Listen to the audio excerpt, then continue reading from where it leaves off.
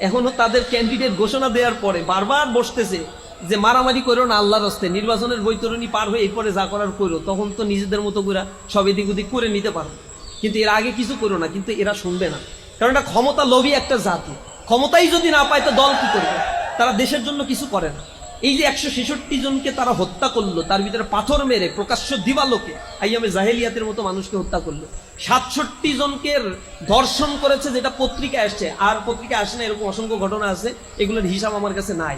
আমি হিসাব করতেছিলাম যে কতগুলো চাঁদাবাজির ঘটনা ঘটছে, টেম্পো স্ট্যান্ড দখল, বাস স্ট্যান্ড দখল থেকে শুরু করে মানুষের সম্পত্তি লোপাট করার কত ঘটনা ঘটছে। আমি পত্রিকা সার্চ করে 1300-1400 কাটিং পর্যন্ত পাইছি।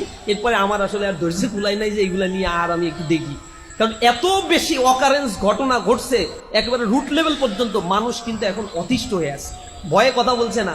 প্রশাসন তাদের পাক্ষিকতা আচরণ নিচ্ছে, একপাক্ষিক আচরণ করছে প্রশাসন।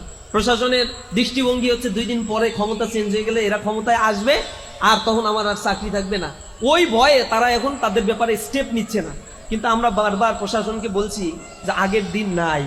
জুলাইয়ের আগের বাংলাদেশ, 90-এর রাজনীতি আর 2025-এর রাজনীতি, 2024 পরবর্তী রাজনীতি আর এক হবে না।